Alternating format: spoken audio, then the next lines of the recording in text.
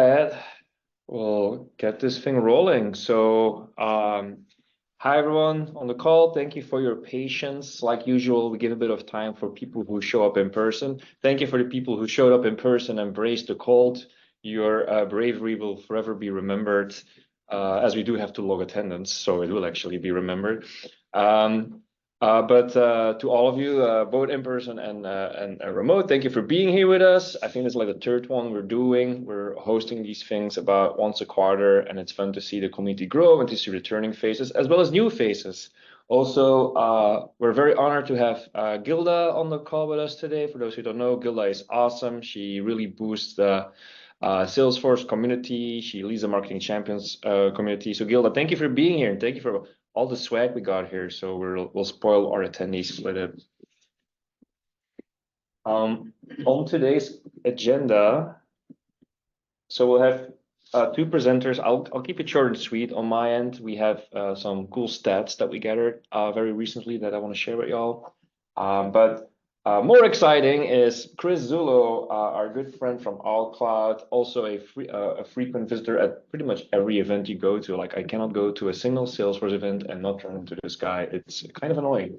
I'm kidding. But Chris, thank you for being here, being a guest speaker. Really excited to have you. And with that said, we'll go back to the agenda. So you've all been able to stare at this. So welcome. We've had that. Presentations will begin with myself. Talk a bit about the trends, then we'll have Chris. And afterwards, you can still stick around, basically as long as you want for snacks, refreshments, and just to network or just to chat. And that's it. There's probably more I should say, but we'll get there. Oh, well, one thing I can already say, by the way, is that we're really big on building the in-person things. Today was a bit tricky with the cold. We kind of considered to reschedule, but figured we wouldn't.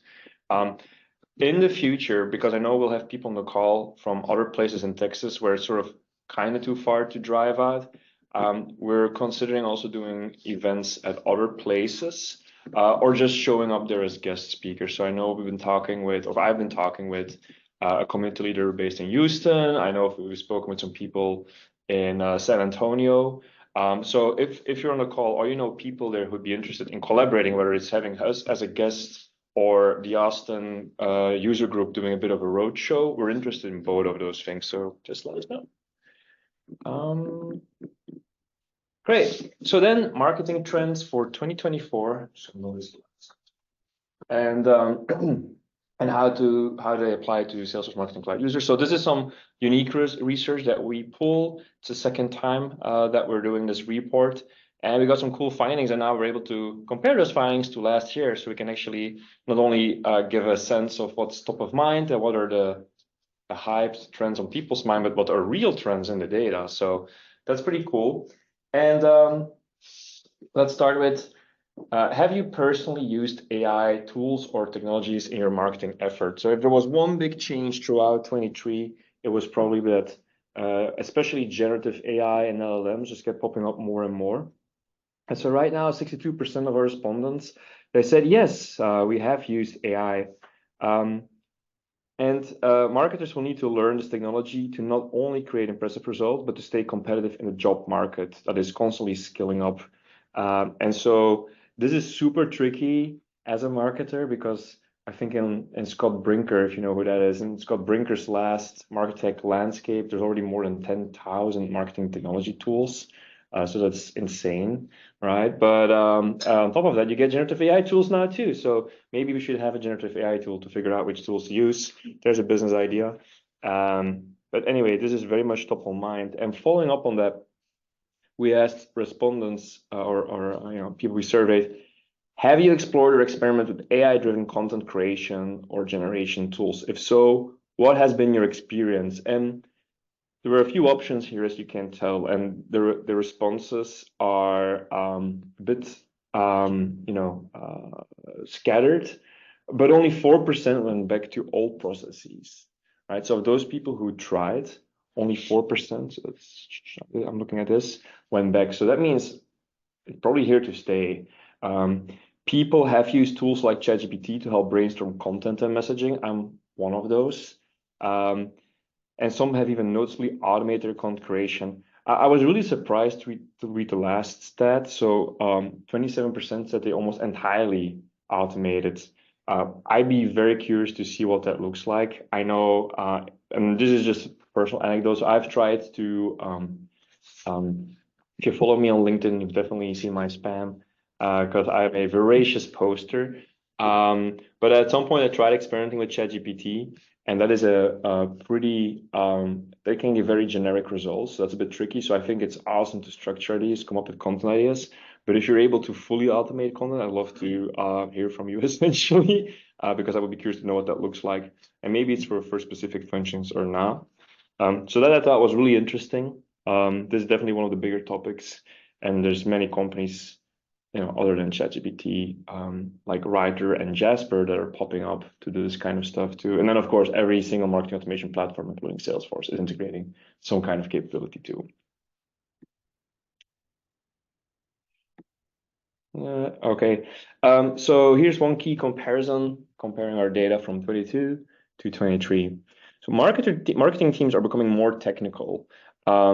So last year, 30% of people didn't have someone with coding skills, and that has dropped to 11%. So it seems that marketing teams are still becoming more technical. I think this is great.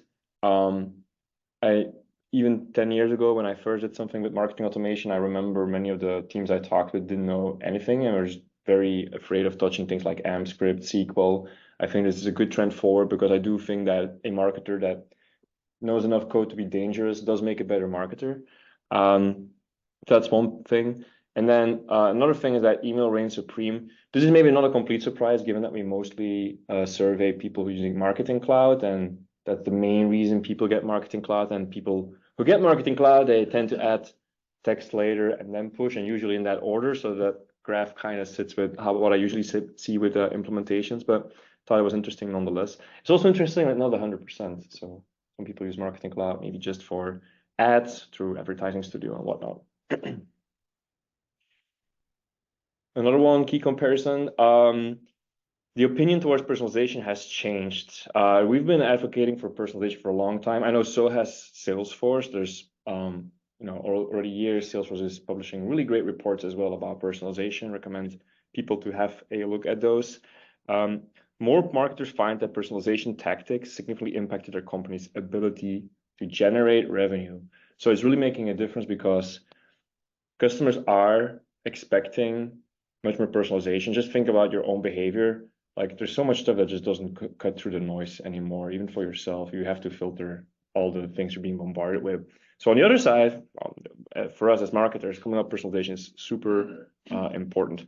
And then other interesting stat, last year, people wrote that for what we found was that for getting one personalized campaign outdoor, 17 team members had to be involved. And this was across many organizations. And it's almost unbelievable when you read that. Now, for many organizations, depends a little bit on your industry, your side, but for many organizations, there were a lot of efficiency-driven projects. In some extreme cases, even layoffs. But even if there were no layoffs, there were budget constraints. Teams were asked to do more with less, to be more efficient. This maybe also explains why some team members were upskilled, by the way. That's just a hypothesis. I don't know for sure. But in any case, you can see less people are now involved in personalization. So it probably means that, yes, organizations are figuring out to do more with less, and team members are being upskilled to actually do that. I think it's a good trend. Usually, if you have too many decision makers around the table for a single piece of content that has to be creative, it doesn't do well for the creativity part. So, and then some personalization strategies that popped out. I'll just touch upon 4 of these. Behavioral segmentation. So in Marketing Cloud, that could mean things like segmenting based on your data views, opens, clicks, segmenting based on your send log. Won't go into too much detail, but the send log is something you can activate by talking through support, and you can basically log any variables in it.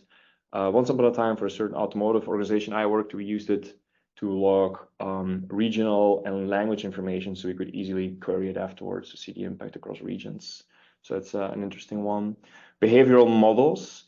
The one that still, that I still remember the most, or stood out the most for me, is RFM. That's more in retail, recency, frequency, monetary, very, old school model even, but still very apt at, at what you're trying to achieve. Using queries to segment based on specific purchase history. So many customers do load their purchase information to Marketing Cloud and query there so that the marketing team can, be a little bit faster and is not reliant on, say, a BI team. And then sending emails at the best time for each subscriber and personalization based on the language of the subscriber. So those are kind of two things combined, but sending emails at the best time can have two main dimensions, which is like when in the week do you send, and then at what time of the day do you send. So for instance, you have Einstein send time optimization to help you with that in Journey Builder. And that's pretty nifty. Salesforce also has Einstein frequency capping. If you want to limit certain communications, that one is a little bit less feature rich, and it relies on the out-of-the-box subscriber list. But that's also one that you can leverage for that. One thing that we've been building on, and we've been talking about that a lot for the last year, is of course DESelect Engage, which allows you to better spread your communication throughout the week to optimize revenue. So it's also one technique that obviously we see customers use because it's one of our products. So moving on, do you think using personalization tactics has significantly and positively impacted your company's ability to generate revenue? And so that number has increased as well. It would be kind of interesting if people said this is less the case, given more people or less people are involved in doing it. So more upskilled people are doing it. That would have been weird. So this is to be expected given the other results. And honestly, I think if we are going to do this next year again, the survey, then my guess is that this will improve further. So I just want to hear, what do you think about that? Did any of that resonate? Would love to hear your opinion either on the call or for people here.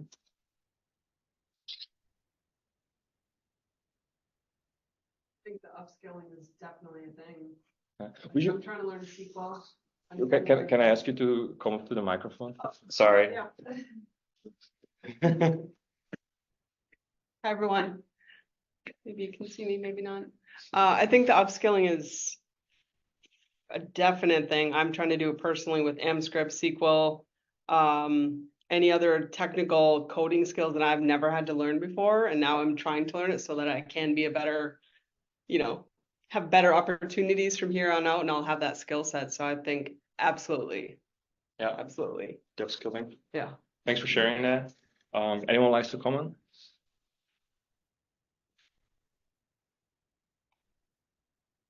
Anyone, some other results to that? For instance, what about AI? Is everyone doing something cool with that? Love to hear from that.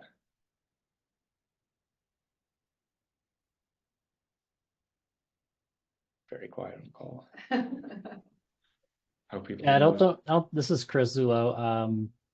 I can't say I'm doing anything cool with it, but I am certainly trying to educate myself on it as quickly as possible so that I can understand what I can and can't do with it, or more importantly, what we collectively can and can't do with it, but from a business application perspective, because I think there's a ton of potential. But at the same time, there's so much ambiguity around what it is and isn't. That just trying to sift through all the noise and get past the hype into like the details of what we can actually do with it. Right. And I think as with any new technology, Chris, it's, there's going to be winners and losers, and it's also just everyone's trying out new stuff, right? To see how it could work. I'm curious, did you find any feature particularly interesting, or was there something you did with generative AI that you thought was, very helpful? For me personally, I like it for getting past the writer's block. I like it for ideation. For those who weren't at Connections, there was a session I did. We kind of had a lot of fun with it and kind of used the theme around a very popular song from back in the day, and we incorporated AI to help with generating lyrics that basically converted, Naughty by Nature OPP into a song about CDP, and had a ton of fun with that, and that really helped drive a good portion of the content, certainly around the lyrics. And so I think from a content generation, I don't think it replaces anybody, but I think it makes it easier, at least for me, to either get started or maybe get past, maybe get to a certain point and then and maybe see what I can get, because some of it is good, some of it's like absolute garbage and nonsense, and if nothing else, I get a good laugh out of it. But it was a fun experience testing out what it was capable of. I love that. I love that. Anyone else want to share a generative AI? Yeah, I can share too. Definitely for the brainstorming. When you get a group of people together and you have that block and it can come up some different ideas. But you were right too, Anthony. It's very simplistic, journalistic. So from a content creation point of view, it's got that great initial kickstart, but then you have to fine tune it. But where I've actually found it also helpful is training and building capacity with my clients, especially with the under the hood stuff. Like when I would usually show the AMP script in the past, people would, have that look on their face, like, what am I going to do with that? And now you can like show them in Chat GPT, hey, ask it to write some code for you, and they can start getting a little bit more familiar with it by essentially talking with the tool. So it's been a nice training exercise for me with some of my clients. very fun. Thank you for sharing that, Chris. Yeah. I'll share one more on the personal side. I found two things really helpful. It can actually like create training schedules if you like to go work out. So I'm a little bit worried about personal coaches, their job.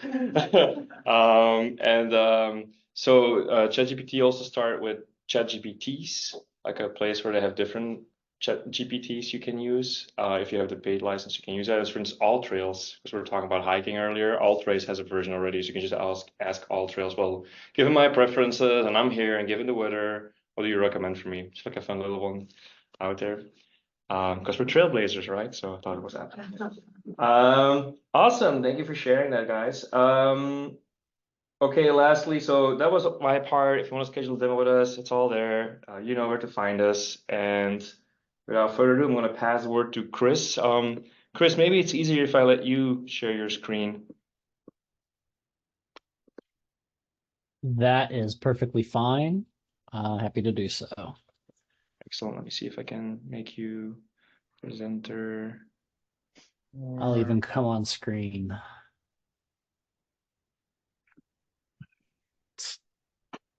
Make co-host. I think you'll be able to share now. And just give me a second to roll it out here on my end.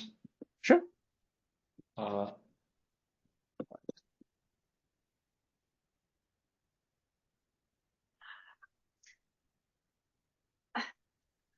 Sorry, Chris. If only I was a technical guy. We're getting there.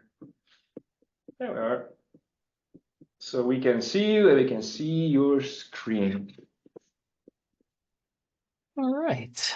Well, thank you for having me. Wish I could be there in person. Have to come down there sometime this year if I can make it work. Yes. Let's see if we can get this to cooperate. All right. Those who don't know me, my name is Chris Zullo. I'm the practice director for marketing and customer 360 at AllCloud. I've been working within within Salesforce for a long time. Salesforce MVP, Hall of Fame, marketing champion. I also work with a few different groups. Shout out to the How to SFMC team. Feel free to join their very avid marketing cloud community for folks to ask questions and connect with other marketing cloud focused interests. And Chris, I want to just back you up on how to SFMC, because if you're a marketing cloud consultant, admin, professional, it's probably one of the best communities out there. It has a Slack community. The community is super helpful.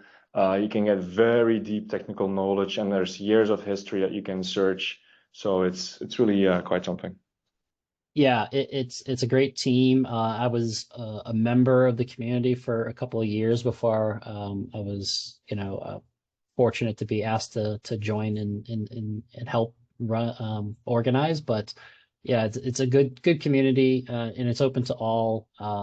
So yeah, whether you're a customer, client, yeah, doesn't or what I meant, consultant. Sorry, yeah. Anyways, good group. So feel free to check it out. The links are in the deck, which I think will be shared out. So make it easy for you to find. So without further ado, get into the more important stuff. So kind of the theme that I'm bringing here today is just kind of thinking about the year ahead. And sadly, the age-old issue that we constantly run into is still a problem, right? So the data moat, as I like to call it, and that's basically we have sales and marketing with the G. I know I have a Boston accent, although my G is kind of somewhere on the screen there, but it's a little jacked up like me. But anyways, trying to break down those silos, and data is still an issue. And we need to better align as teams, as organizations, getting sales, marketing, service, e-commerce, all those folks. We all need to be talking on a regular basis, not just when something goes wrong or we have some new idea or some new need, like, last second request to marketing, hey, I need this campaign. We really need to get aligned on what we're trying to do. And part of that is focusing on the data itself. Ultimately, all these teams are working to, towards a common goal, whether they realize it or not. Obviously, each group has, special or specific KPIs and activities that are going to be different, but the customer is the same, right? At the end of the day, they don't care who they're talking to. If I bought something and I call into service, you should have some baseline information on me through your system that you're working on. And so as marketers, we also benefit from that as well. So I want sales or service to be providing up-to-date details. If they're having customer interactions, we're relying on that. We can't make make it work without good data.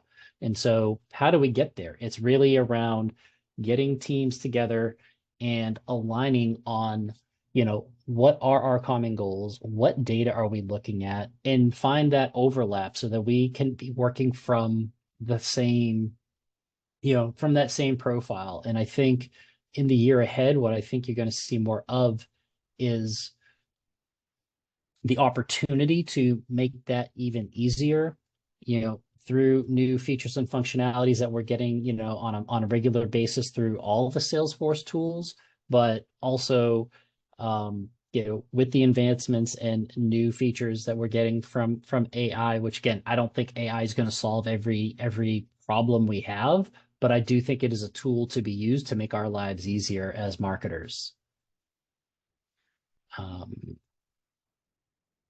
And so, how do we start breaking this down? Like, what is the current state of our data? Like, are we regularly cleaning our data? What are we doing to manage and maintain that data? Marketing Cloud has its way of managing data. The core CRM has its own architecture. If you're using Data Cloud, that's just yet another layer, or you have an external data warehouse. There's all these data sources that we need to align on. Even like take the technology out of the equation for a second. Do we have some type of mapping? Do we have a blueprint of how that data is relevant from one system to another? How would we trace back to have that singular customer profile with or without, sort of some type of overarching, solution like a data cloud or an MDM or some other solution if that's your cup of tea. How do we get that going? And that starts by getting teams together and mapping that out collectively on a regular basis, not just set it and forget it and we never do it again, or we wait a few years until things are broken. It needs to be curated. at minimum on an annual basis, more often depending on the volatility of the data that you're working on and relying on to run your business and execute your marketing campaigns. And so, beyond having accurate data, thinking about how do we actually use that data? Do we have inclusive data practices? And what do I mean by that? Like, do we have unintentional or intentional sort of like biases built in? Do we have false assumptions built in? Is the data really telling us what we think it is telling us? Like, how do we ensure that we are not over engineering our audience, our segments, based on, old ways of doing things? Like a zip code, if your product or service is restricted to a certain geography, that can be relevant. Is it the only way to do it? No. Can it be misleading? Sure. Can it give you false sense of can you have like a false idea about what it actually is telling you? Yes, absolutely it can. And so how do we leverage the native capabilities within Salesforce? We have Marketing Cloud Connect to connect the core over to the Marketing Cloud. What are we passing over? What are we bringing back from Marketing Cloud after the fact? How do we get beyond getting engagement data? What are we doing with that? Because if we're not sort of taking that and elevating and curating the customer profile, how are we going to continue to provide optimal service, improve the quality of service, if we have all these disparate branches of data kind of sitting in these different silos? And so, do we have what we need? And do we have more than we need? I'm a big fan of only bring in what you need. From a Marketing Cloud perspective, I hope you share this opinion, but if you're not using the data for segmentation or personalization, what purpose does it have? Marketing Cloud is not a data warehouse. It is not a CRM. It is not a customer service center tool. Like, it doesn't do any of that, and nor should it be over engineered to attempt to do any of that. So thinking through using the right tools for the right purpose, and also keeping the data as clean as possible and relevant. That's how we're going to make our communications that much more impactful, because it'll be relevant, hopefully timely. Again, the data is telling you all that you need. You just need to keep it clean and leverage it in an appropriate manner. So thinking about the data again, hopefully see a recurring theme here from a data perspective. In the moment predictions, how do we know when we're going to have a point of conversion, right? Like, is it haphazard? Do we just have a hope and a prayer, or do we have some semblance of what steps or activities, what data points are indicators, strong indicators of when somebody is either ready to make a decision, make a purchase, make a renewal, or whatever it is, whatever the call to action is that we're trying to support? The data can lead you towards that, and analyzing that data so that we can provide the right communications. Do people need a reminder to kind of pick up the ball if they left something behind, or if they've been ongoing for a long time and they need to provide some feedback on something, or otherwise provide an input? Can we anticipate that based on historical facts, based on either purchase history, service history, whatever your history is, not just engagement, but just the larger organization? Again, not just relying on opens, clicks, page views, stuff like that. I'm talking like their actual history with the company, which goes back to the first point, breaking down the silo so that no matter what bucket I'm sitting in, whatever team I'm a part of, I'm looking at a complete picture, and we can then tailor and customize our campaigns and initiatives around that to be more effective. and cut down on the noise, because maybe we don't need to communicate as often. Maybe in certain scenarios we do, but there's finding that balance. And so using the data to better anticipate in some semblance of a prediction. Obviously, we're not Nostradamus, it's not a crystal ball, but it's more of an educated guess. And so how do we continue to, hit the right note at the right time? And so kind of thinking through from a data perspective, do I need a loyalty program or not? Not everybody needs it. Certainly there's value in a loyalty program, but at the end of the day, what's in it for the customer, and how are we actually going to get there? How do we realize that sort of that dream, if you will? Again, comes back to the data. We don't necessarily need a loyalty program to provide recommendations based on interests and preferences. However, if you have a need or an opportunity to incorporate that in a meaningful manner, by all means, go for it. The data is going to tell you how to structure that, and it's just really up to us to build it in the right way and manage it effectively, because you're going to be bringing in additional data and trying to make additional data driven decisions based off that data. And so, kind of, again, just the next, beyond making those predictions is actually putting that into action. And so, how do we nudge those individuals kind of in near real time? Thinking about, do we have permission based on the channel, whether it's email, mobile, what have you? How do we prepare to do that?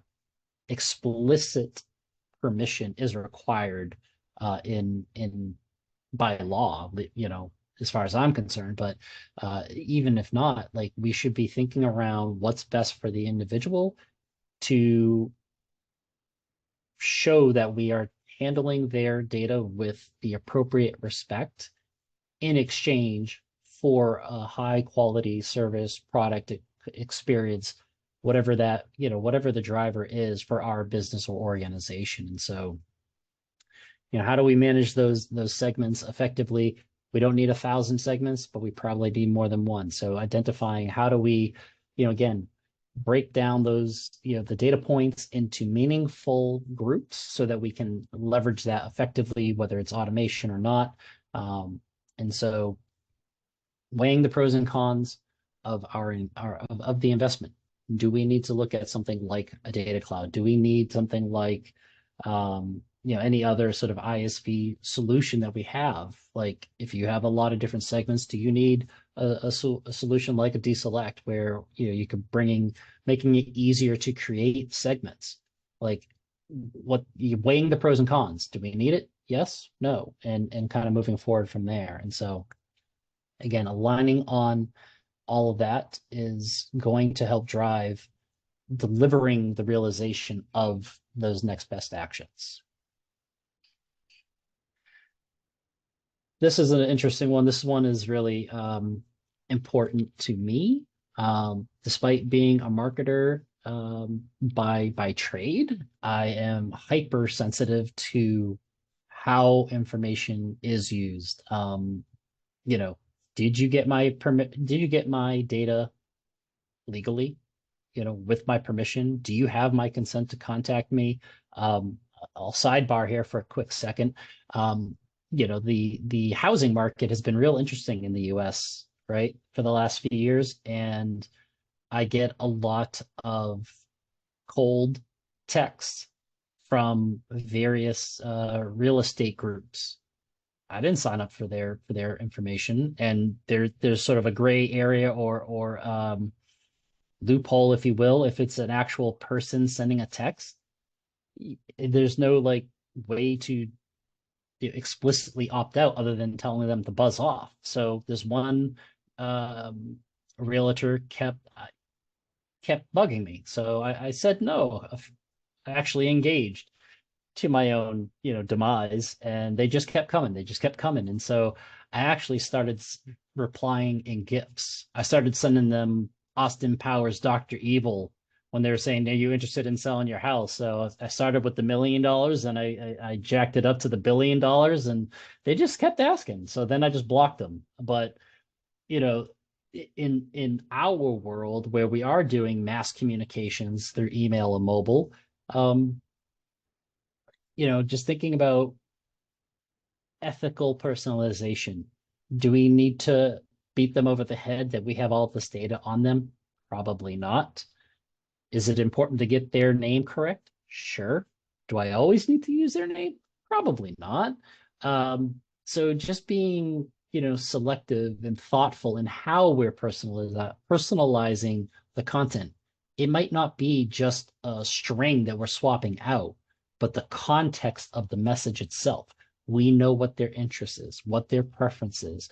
Are we using that to contact them in the way they want? Do they prefer one channel versus the other? Do they prefer a certain product or service or a certain time of day? You know, we have some of those, you know, features like send time optimization. Are you using that to kind of get emails into inboxes at an appropriate time that it seems to be more effective for that individual? So there's a few different ways that we can achieve this.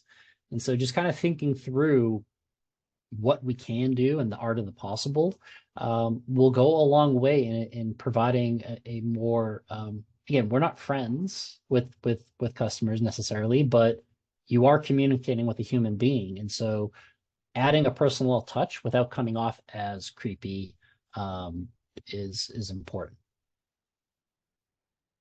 So, you know, how do we achieve that? Striking the balance with consistency. You know, case in point, honoring customer preferences, doing things with consent, explicit consent. Double opt-in is not a bad thing. Also, having unsubscribe at the top of your email, I'd prefer that, frankly, than having to go to the bottom. Like, you know what, we may come to a time where I no longer need your emails, and it shouldn't be buried. I shouldn't have to, you know, jump through hoops to get out of a communication. It's much better for us to let people self-select. If they don't want your communications, let them go. Those numbers mean nothing if we're taking a hit on our spam rate, right? Because eventually you annoy them so much that you're going to put them into spam. Like, that's what I do now. If I can't opt out, you know, in a trusted way, if I don't recognize the service that they're using to communicate with me, or it doesn't automatically give me that opt out that Gmail gives me if that feature is enabled, or it's not clearly at the top. Like, if you're a trusted entity, sure, I'll use your link. But if you are, you know, dare I say, still rolling with the rented and purchased lists, yeah, you're probably going straight to spam. So don't make it hard for people to get out of your communications.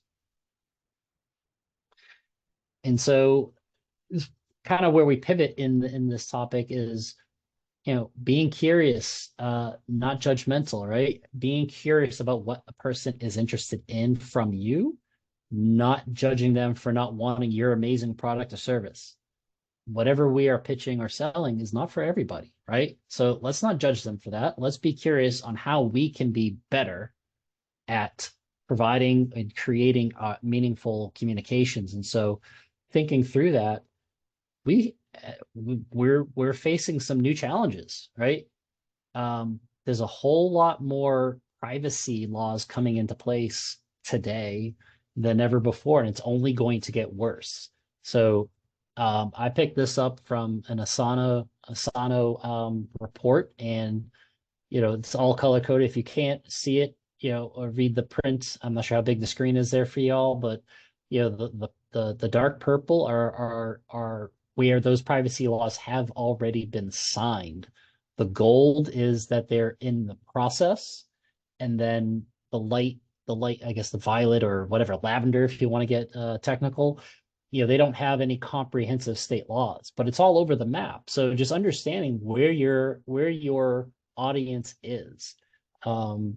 not necessarily a bad thing to use GDPR as your guiding light, but at the same time, not required either. And so I say all this as this isn't legal advice, but it is something that we need to be aware of and understand the potential impact on us so that we maintain stay within the boundaries of compliance depending on your industry, but also within the legal ramifications of a state. Knowing the do's and don'ts, and if we have any practices that potentially could come into conflict, let's be aware of that, because you may need to create special segments to address these specific laws. It's just something that we're just going to have to get used to until we have some semblance of a overarching umbrella at the national level, which I don't know if that will ever happen, but it's certainly not coming in 2024. So just be aware. That's the main point on this slide, is just to really be aware of some of the potential challenges that we may come into if we don't respect those specific state laws. And so, we talked about this a little earlier, that it's a hot topic, artificial intelligence. I kind of prefer supplemental intelligence. There's a lot of misconceptions, and I had some too. If you talked to me 18, 24 months ago, I would have told you, not interested, don't care, not really going to pay attention to it. But then I took some time to educate myself a little bit on it, understand what it is and the potential applications that we could use. And ultimately, I see AI now as something that can enhance my business, enhance my data. It's not going to replace me.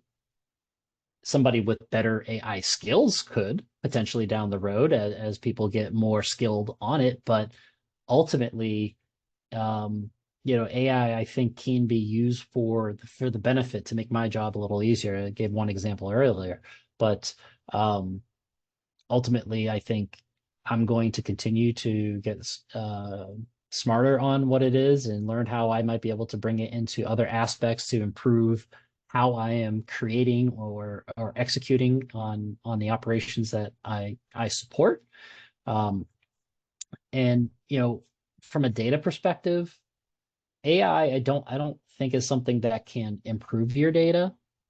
I don't. It doesn't create data. It requires data to actually do the thing, do the magic that we're supposed to get from it.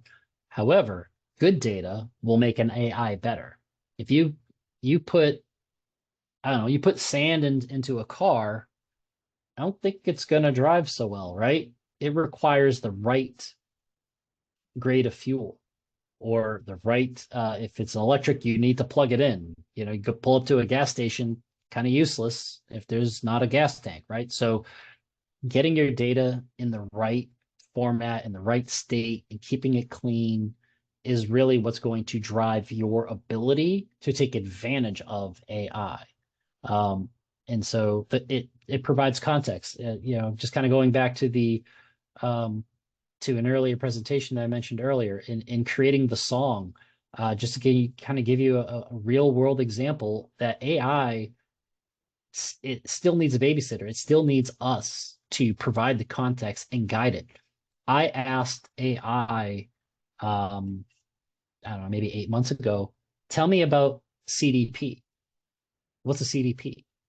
And it did not give me the answer I was looking for. It had nothing to do with a customer data platform. It actually ended up being like telling me about some trying to think, Colorado, like it was like a I don't know, some type of project. It had nothing to do with a customer data platform. But I only gave it CDP. I gave it the acronym. And then I asked that same AI, tell me about a customer data platform. You know what the first thing it did? It shortened it. It said a CDP, also known as a customer data platform, and then launched into its diatribe about what a customer data platform CDP is. And so just that little shift in context matters. And that's where having good data is really vital to really utilizing I think AI in the business context, it's absolutely a requirement. And then lastly, just because you buy it doesn't mean it's going to work. You kind of have to plan for it. What are you going to use it for? It may have a specific application or a turnkey solution, but again, the data is not good, not going to help you. If you don't really know why you're getting it, probably not going to be all that successful. So just understand what the solution is or what problem we're trying to solve, and understand how whatever AI tool or solution that you're looking at can support you. Because I think it can supplement what we do, but I don't think it can do it for us, and certainly not unattended. And so just kind of like, just to recap, like key takeaways, if there's anything to kind of boil it up down, just thinking about breaking down the silos, crossing that moat so that the data, we think about it as one team, as one data set, as one customer is really the key to eliminating some of the historical friction and misunderstandings between the different teams and how they might use the data differently, even though the underlying data is the same. Just making sure we're on the same page. From a in the moment predictions, it's reading the data, and that kind of comes back to, have we aligned on the data? Do we agree on what a lead is, what a contact is, what a KPI is? When a lead should convert to an opportunity, or when somebody requires an escalation on their support ticket. All of those things matter, right? And that can drive that next best action or anticipate the next best suggestion that we may make to them, or otherwise improve the customer experience.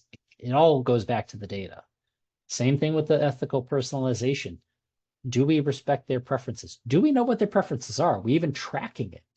Do we know how they want to be communicated to and with? And are we actually providing value? Like, what's in it for them?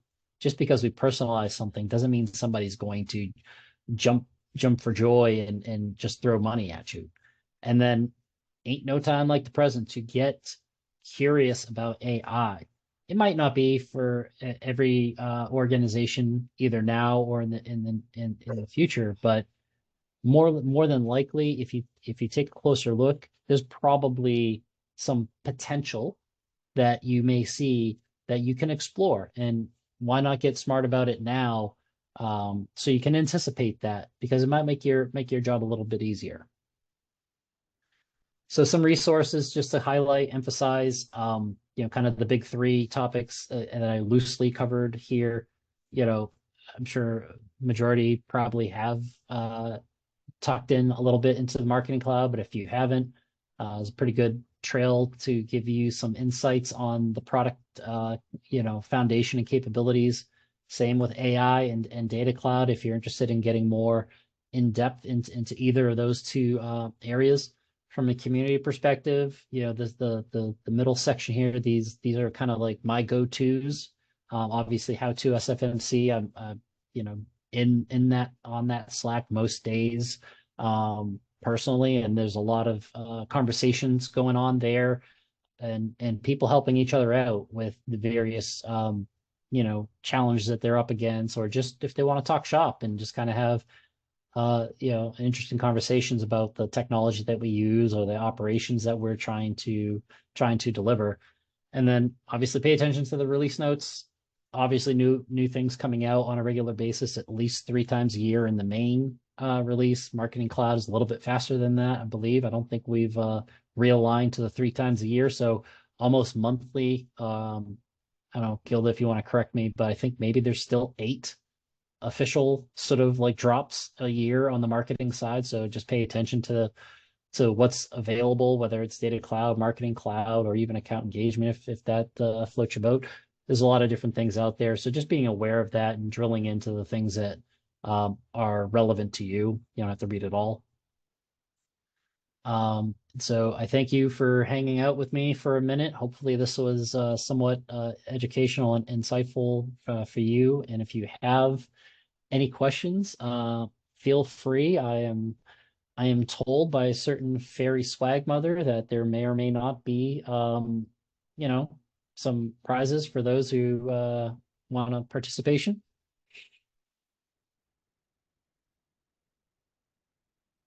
Don't all jump at once. I know you're not. I know you're all kind of scrambling over that mic, but please one at a time. People are fighting here, Chris. Yeah, I can tell. It's very, very loud and noisy there. I think the resources that you listed are super good, by the way. While people are maybe still gathering their thoughts, we'll share these slides, and the recording, as always, will be hosted on our YouTube channel as well, if you want to rewatch it or share with colleagues. I don't know if you have anything in the chat. I have a hyper-specific question. Wait, would you mind coming? Yeah. We have a question here, Chris. Someone's coming Sure. over.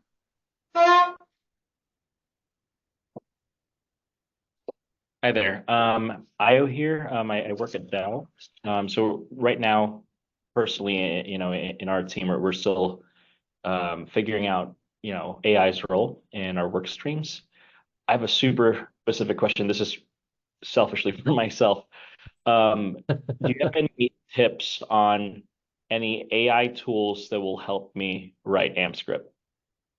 Very specific, because I'm still trying to learn it right now. I'm relatively new to SFMC, so that's one of the ways that I'd like to, optimize. Because I can figure it out, but if there's actually, some magic AI genie out there somewhere that they can help me out a little bit, that'd be great. Thanks. Sure. I'll tell you what, I don't know of any right now. I know it's something that has been playfully discussed. I do think there are some out there that have gotten to a point where people are at least willing to try out, like for Apex, but like dedicated to AMP script code. I'm not aware of any that are going to give you anything close to quality code. It might give you some jumbled. Ultimately, I think you're just going to get garbage if you try and use AI for AMP script right now. I would say if you're trying to kind of skill up on that, there's a few resources out there. One is Adam Spriggs and Elliot Harper. They kind of have, I think, the de facto current go-to guidebook for that. Salesforce, their help in or dev sites also have resources that will provide like actual like context to the various pieces. May not be as I think Elliot and Adam's book is going to be much more enjoyable. So I would probably start there. But if you just need like brass tacks, like how to do something, there's some details there. I do think there's some others as well. I think trying to think, is it AMP script XYZ? I think is another site. It's the fellow Belgian who hosts that, Even Resin. It's another blog. It's very good. Yeah, I think those are probably the three, either the official documentation, Elliot and Adam's book, or AMP script, XYZ would probably be the three I would start with. Do you have any other suggestions? Yeah, if I can add to that, Chris. So those would have been the three I would have mentioned. But here's a hack that I would do. I would get the book by Elliot and Adam, and I would copy paste it into ChatGPT and tell it, and that will actually work 95%. Wow. But only if you're context window. So the book will probably be about 100 pages. I think that might be that's still within the context window of the paid version. Because I don't know if everyone's familiar with what a context window is, but so after a while, ChatGPT forgets, right? So if you keep feeding it stuff, at some point you'll notice it starts to mess up.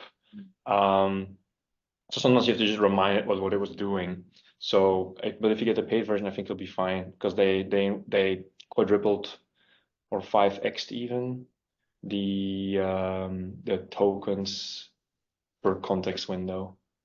So, and we have one other entry here. How dare I not bring this up? Gilda has already aggregated all this.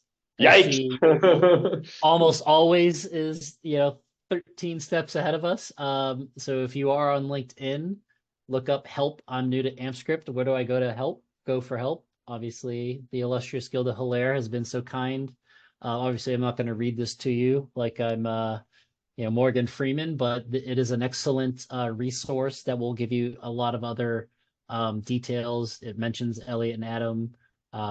There's Zuzana Jarzinska. Hopefully, I did not mangle her name. A wonderful community member out of Poland who's also an amazing, Marketing Cloud dev, and a few other resources here. Some I'm not familiar with, but there's also the Ivan Razin, which is the Amscript XYZ that I mentioned.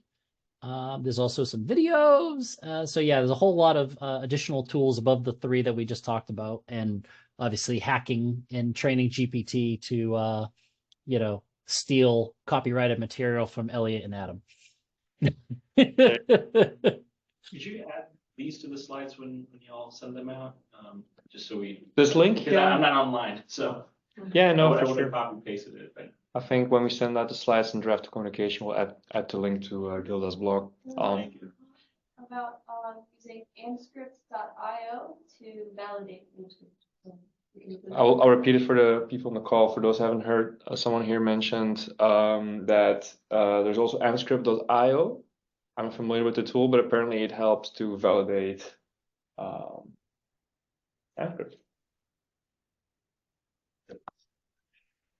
Very cool. Okay, great. Do we have any other questions for Chris? Does Chris have any questions for us?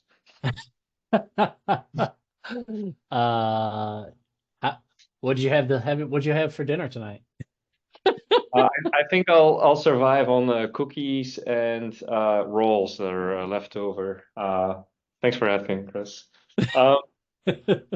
Awesome. Well, I think I have a few more slides I want to share. I'm going to remove Chris's beautiful face from the big screen here just for a second. And let me see, share screen.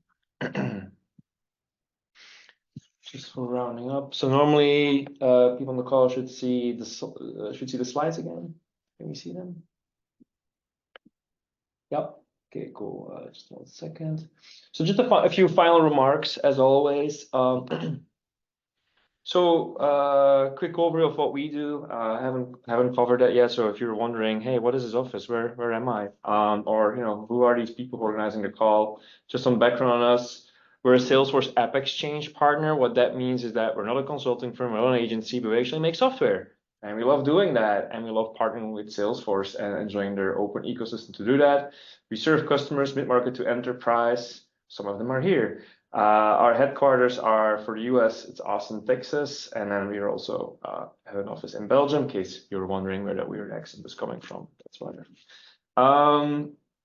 Some key clients, we're taking the pledge, and we have 3 products. And what is not yet here is that now it's one platform, which is one of the recent announcements. We've launched our marketing automation platform, and we're going to add a lot of cool stuff to that in this year. As for the user group, the next event will almost certainly be in April. We're going to try to do these things every 3 months, probably do even more stuff on top of that, but just for the user group. That's April. There are 2 things that I would encourage you to follow, because I know many of you have probably found your way through to here by seeing our LinkedIn posts, by getting an email. But if you haven't already, there's 2 places you should join. There's the ATX Marketing Cloud community, and there's a discussion group. So the community, that's basically a landing page with the next events. If you sign up there, you will be notified of next events, and that's all you'll be notified of, right? So there's some automated emails there, but we don't, you won't enter some nurturing flow, or you won't have to unsubscribe from newsletters. It's only about the events. The other is the discussion group. So there we too post update, but it's also a great place if you're looking to connect with people. If you have a question, you can post that there. It's a chatter group for those who are familiar. Let us know your thoughts. I know we know you love surveys and you love filling them in, don't you? So we have a very tiny survey. It's automated. It's part of the user group because we like to know, what you thought about today's speaking engagements. And lastly, call for more speakers. We'd love to have some more speakers. Again, we're very happy to have Chris here today, but definitely want to have some more speakers in the future. Maybe Gilda, maybe you. Will be a good reason to fly in. But yeah, let us know. And with that, I think, do I have one more slide? No, I think we're there. So unless we have any parting questions, then I think we'll be leaving. I see Gilda also shared the link to the LinkedIn article. Thank you for that. And I guess not. So then for the people, thanks, Chris. So thanks for everyone who was with us here today on the call. Thank you especially for our guests here who wrote in. And again, you're welcome to stay around for refreshments and chatting. And hope to see you at the next one.